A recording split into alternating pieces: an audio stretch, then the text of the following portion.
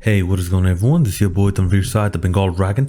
Make sure to hit that like, subscribe and bell notification buttons as it helps me remain motivated to keep making these videos, as I'm one of the only people on YouTube actually covering Bangladesh cricket in English consistently. So would love to have some support in that regard. Today we're going to be talking about the first ODI match between Bangladesh and Sri Lanka. To be honest, I was actually pleasantly surprised that this match actually went ahead, because given Bangladesh and their extended lockdowns that started in April 5th, I believe, and doesn't have an end in sight but only has easing restrictions, I thought that this match, if something goes wrong, they're going to clamp shut immediately.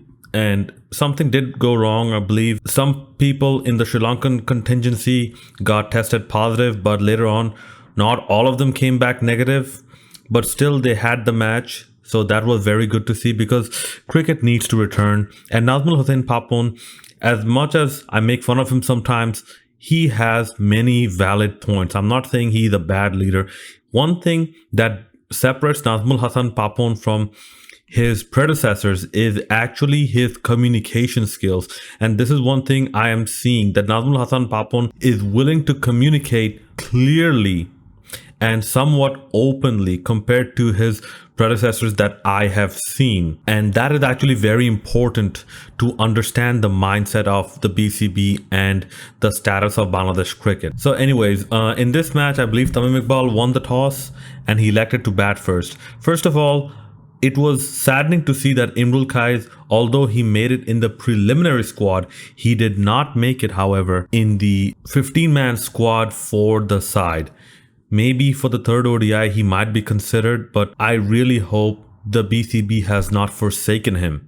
Okay, so once again, Liton Das showed that he is a bit out of form at the moment, but I would be a bit worried, but not too worried. If he doesn't perform in the second ODI, then I would be somewhat worried, and I'd say that maybe it is time for a change up the order, especially in ODIs. Maybe it is time to move Liton Das to Mohammad Mithun's position.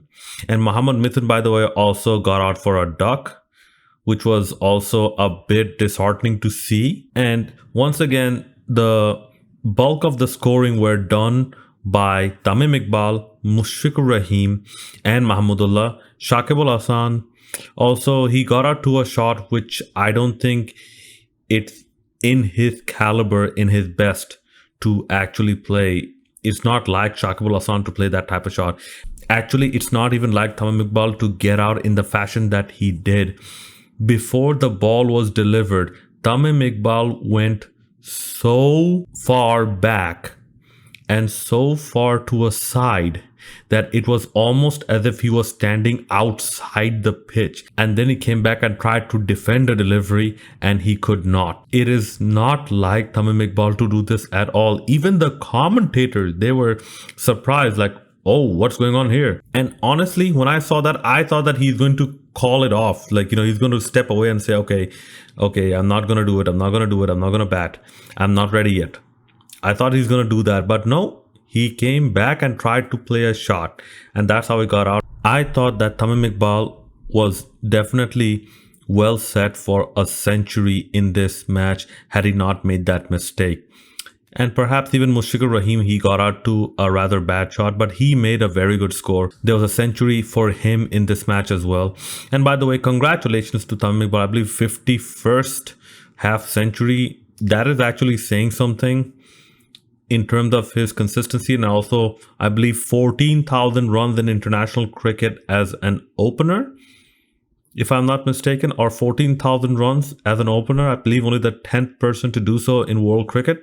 That is also very good to see. Shakib Al Hasan, I believe he got 1,000 wickets. I think second only to Abdul Razak. That is also very nice to see. But yes, the youngster that actually stood out for me was Afif Hussain, and also his improvisation on how he manufactured shots and manufactured runs when the field was a bit difficult. And this is what I mean by contemporary cricket. Afif Hussain showed that he's playing contemporary cricket. Mohammad Mithun perhaps tried this, maybe he got a bit unlucky, but hopefully in the second ODI, if both of them get a chance to bat, I believe Liton Das will get a chance to bat if he is not dropped or if he is not changed in the position. But yes, if Liton Das and Mohammad Mithun get a chance to bat, I'm pretty sure they're going to perform a bit better, because if Liton Das does not perform in the second ODI, believe me, he is going to be dropped. There's a 90% chance that in the third ODI, he is going to be dropped. Bangladesh put up a pretty good total of 257, given that I believe up until the 15th over, their run rate was below 4. So they did a good job to get to that point. Sri Lanka, they bowled economically and they bowled well enough. If they weren't leaking too many runs, they were definitely containing it. And yes, there was more runs in this pitch than actually Bangladesh scored, at least at that time. Now, in the Sri Lankan innings, Kushal Mendes and Kushal Pereira batted pretty well. Walindo Hasaranga, he tried his best, but in the end, he is not a pure batsman. He's more of an all-rounder, so there's not much you can expect from him, especially when your top batsmen fail. Mehdi Hassan Miraz, once again, he's showing that at least at home in an ODI format, he's actually very good. But still, I think that the number 5 ranking that he has right now is a bit overrated, because he has to perform away from home as well in ODI matches for him to justify that position. You cannot just have repeated good performances at home and have your ICC ranking move up and have that as a reflection of your overall abilities. That is not how it works, and I believe that is quite misleading. But still, at home, Mehdi Hassan Miraz in ODI is a very smart bowler, and that was very nice to see that he got 4 wickets for, I believe, 30 runs.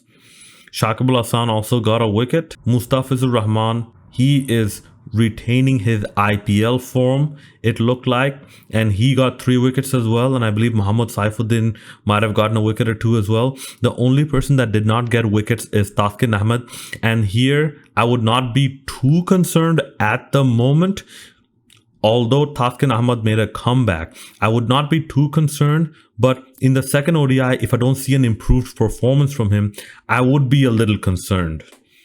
Maybe not drop him in the third ODI yet, but give him a warning that after this, for the next series against Zimbabwe, you might not be picked if you don't perform in at least one of these ODIs. Because Bangladesh, now they're planning for the 2023 World Cup, and they cannot make too much compromises anymore. They have to plan accordingly and plan to, if not win the 2023 World Cup, to end up very high and perform the best that they have ever in the history of their ODI cricket in the 2023 World Cup, because this is taking place in the subcontinent, something that Bangladesh is a bit more familiar with and adjusts to a bit more easily compared to, let's say, the conditions in New Zealand or Australia. Sri Lanka, I believe, were 227 all out, and Sri Lanka definitely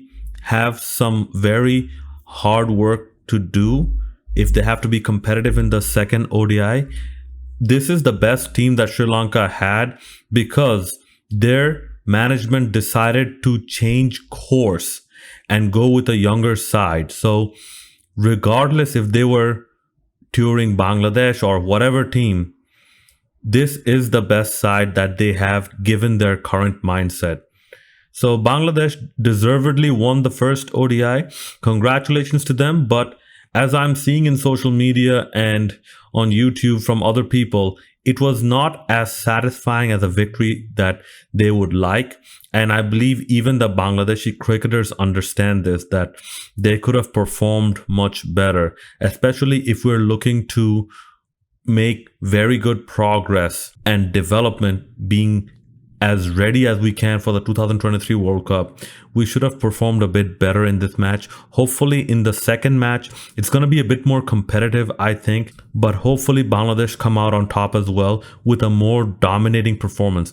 And yes, there is one thing I have not seen, because I've seen the highlights, And in the highlights, I have not seen this. Thankfully, I did not see a single dropped catch by Bangladesh.